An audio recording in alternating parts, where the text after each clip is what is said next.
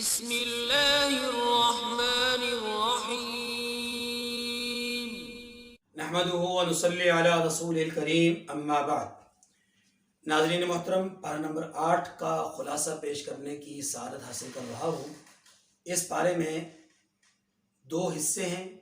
پہلا حصہ سورۃ الانعام کی آخری آیات اور دوسرا حصہ سورۃ الاعراف کی ابتدائی اور آیات اور پہلا حصہ۔ سورۃ الانعام کی جو آیات پارہ نمبر 8 میں موجود ہیں وہ تقریباً 7 رکوعات ہیں، اور ان میں اللہ تعالیٰ نے مجموعی طور پر ہمیں 4 باتیں خاص طور پر سمجھائی ہیں۔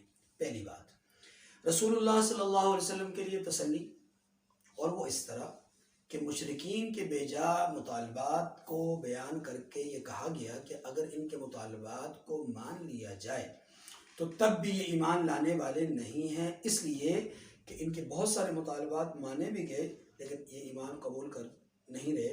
اگر ان کے لیے مردوں کو بھی زندہ کر دیا جائے تب بھی یہ ایمان نہیں لائیں گے۔ لہٰذا آپ مطمئن رہیے اور آپ پریشان نہ ہوں، غمگین نہ ہوں۔ قرآن ایک زبردست معجزہ ہے جو ہدایت کے اعتبار سے کافی ہے۔ جس نے ہدایت پانی ہے وہ قرآن سے ہدایت پا لے۔ دوسری بات، مشرکین کی حماقتیں۔ مشرکین کی 4 حماقتیں قرآن پاک نے یہاں پر ذکر کی۔ پہلی حماقت مشرکین کی یہ ذکر ہوئی کہ انہوں نے اللہ کے لیے اور اپنے معبودان باطلہ کے لیے الگ الگ حصے مقرر کر رکھے تھے جو ان کا اپنا فیصلہ تھا، جو کہ درست نہیں تھا۔ دوسری ان کی حماقت یہ تھی کہ فقر و فاقے کی وجہ سے، تنگی اور عار کی وجہ سے وہ اپنی بیٹیوں کو قتل کرتے تھے۔ تیسری حماقت ان کی یہ تھی کہ انہوں نے جانوروں کی تقسیم کر رکھی تھی۔ نمبر 1، کچھ جانور وہ تھے کہ جنہیں انہوں نے اپنے معبودان باطلہ کے لیے مختص کر دیا تھا۔ نمبر 2، کچھ جانور وہ تھے کہ جو انہوں نے غیر اللہ کے نام پہ ذبح کرنے ہوتے تھے۔ اور نمبر 3 پہ کچھ جانور وہ تھے کہ جنہیں انہوں نے سواری کے طور پر رکھا تھا، سواری کے طور پر ممنوع سمجھ رکھا تھا کہ ان پر سوار ہونا منع ہے۔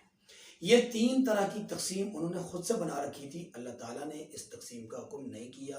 یہ تیسری حماقت تھی ان کی۔ اور چوتھی حماقت ان کی یہ تھی کہ جانور کے پیٹ سے پیدا ہونے والے بچے کے حوالے سے ان کا ایک غلط تصور، اور وہ یہ تھا کہ اگر بچہ زندہ پیدا ہو جاتا تو وہ ان کے لیے حلال تھا، ان کی عورتوں اور بچوں کے لیے حرام تھا، لیکن اگر وہ بچہ مردہ پیدا ہو جاتا تو وہ ان کے لیے بھی اور ان کی عورتوں کے لیے بھی حلال رہتا اور ہو جاتا۔ یہ دوسری بات مکمل ہوئی۔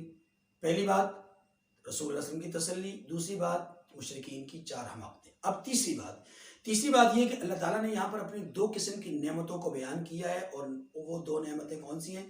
نمبر 1 کھیتیاں، اور نمبر 2 چوپائے جانور۔ ان کا تذکرہ اس پارے کے 4تھے رکوع کے اندر موجود ہے۔ چوتھی اور آخری بات اس سورہ مبارکہ کے اس حصے میں وہ ہے وہ مبارک 2 آیات کہ جن میں اللہ تعالیٰ نے 10 وصیتیں بیان فرمائی ہیں۔ نمبر 1، اللہ کے ساتھ کسی کو شریک نہیں ٹھہرانا۔ نمبر 2، ماں باپ کے ساتھ اچھا سلوک کرنا ہے۔ نمبر 3، اولاد کو قتل نہیں کرنا۔ نمبر 4، برائیوں سے اجتناب کرنا ہے۔ نمبر 5، ناحق قتل نہیں کرنا۔ نمبر 6، یتیموں کا مال نہیں کھانا۔ نمبر 7، ناپ تول میں کمی پیشی نہیں کرنی، ناپ تول پورا رکھنا ہے۔ نمبر 8، بات کرتے وقت انصاف کا دامن نہیں چھوڑنا۔ نمبر 9، اللہ تعالیٰ کے عہد کو پورا کرنا ہے۔ اور نمبر 10، صراط مستقیم کی اتباع کرنی ہے۔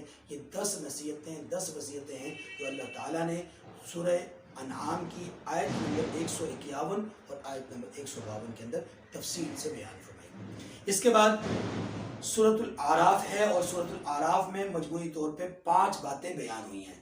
پہلی بات سورہ اعراف میں ہے وہ ہے کہ اللہ تعالیٰ کی نعمتیں اور اللہ تعالیٰ کی کچھ قدرتیں بیان ہوئی ہیں۔ وہ نعمتیں کون سی ہیں؟ نمبر 1 قرآن مجید، نمبر 2 انسان کی تخلیق، نمبر 3 اس میں یہ بیان ہوا ہے کہ کیسے اللہ تعالیٰ نے انسان کو مسجود ملائکہ بنایا ہے۔ یہ نعمتیں ہیں جن کا اللہ تعالیٰ نے یہاں پر ذکر فرمایا ہے۔ اس کے بعد جو دوسری بات یہاں پر موجود ہے وہ ہے 4 قسم کی پکار۔ بنی آدم کو اللہ تعالیٰ نے 4 دفعہ یا بنی آدم یا بنی آدم یا بنی آدم یا بنی آدم کہہ کر کے پکارا ہے، اور یہ اللہ تعالیٰ کی اس سے محبت بھی چھلکتی ہے، اور اس سے اللہ تعالیٰ نے اپنی قربت کا اظہار بھی فرمایا ہے کہ اے میرے بندو تم میرے کتنے زیادہ قریب ہو۔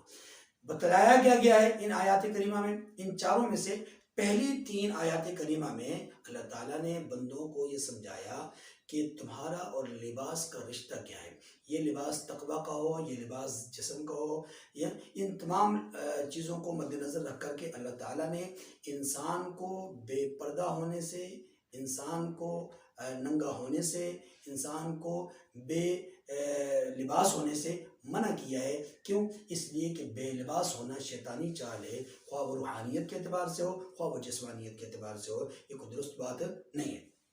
انسان اگر لباس کے بغیر اس کی روح ہو تو وہ کافر ہو جاتا ہے، اگر لباس کے بغیر اس کا جسم ہو تو وہ برہنہ ہو جاتا ہے، جو کہ دونوں صورتیں اللہ کے ہاں انتہائی ناپسندیدہ اور معیوب ہیں۔ اس لیے اللہ تعالیٰ نے 3 دفعہ خطاب کر کے فرمایا کہ اے میرے بندو، اے میرے بندو، اے میرے بندو، یہ 3 دفعہ خطاب، اور چوتھی دفعہ اور آخری دفعہ یہ سمجھایا کہ شیطان بڑا چالاک دشمن ہے، اس کی چالاکی اور اس کی مطلب تیزی کا عالم یہ ہے کہ وہ انسان کے ساتھ دوست بن کر ملتا ہے، اور اس کے اندر سے اس روحانیت کو نکال کر کے اس کے اندر اپنے اثرات اور جراثیم منتقل کر دیتا ہے۔ یوں وہ لومڑی کے چال چلتا ہے اور انسان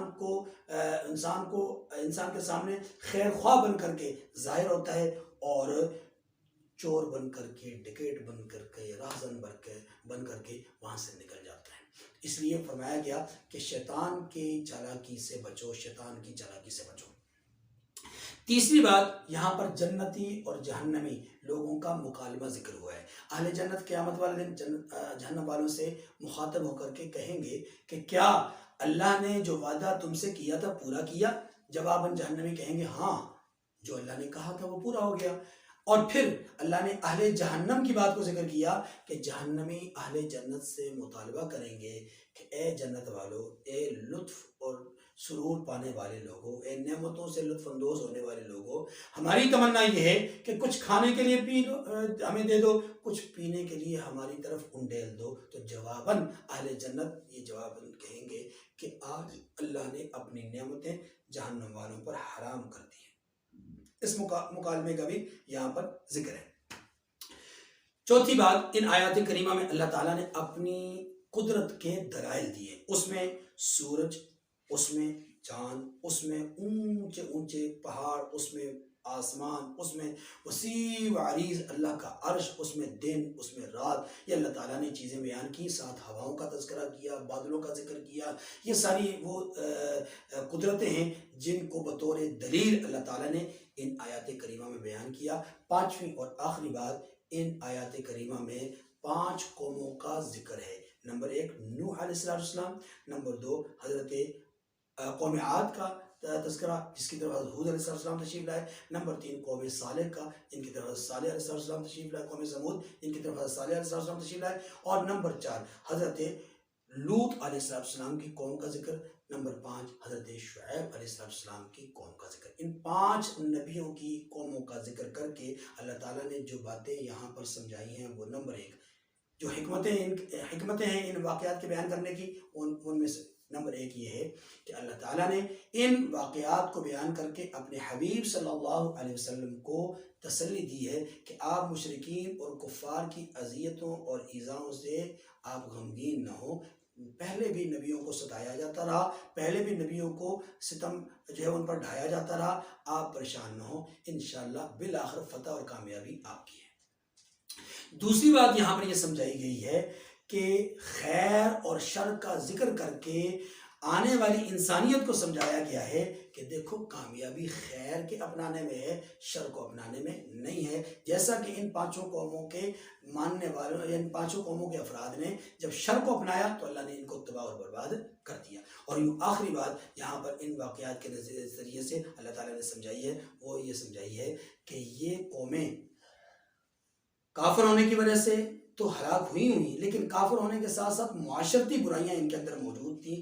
اے امت محمدیہ، اگر تمہارے اندر بھی معاشرتی بیماریاں پیدا ہوں گی تو پھر قریب ہے وہ وقت جب اللہ تم سے بھی وہی سنت اپنی دہرائے تمہارے ساتھ کہ جو پچھلی قوموں کے ساتھ کیا ہے. جو عمل پچھلی قوموں کے ساتھ ہوا وہی سنت تمہارے ساتھ بھی دہرائی جا سکتی ہے. اس لیے حد الامکان اللہ کے پیغام کو، اللہ کی دعوت کو مانو. اللہ تعالیٰ مجھے اور آپ کو سمجھنے کی توفیق کامل نصیب فرمائے. وآخر الدعوانا ان الحمد للہ رب العالمین.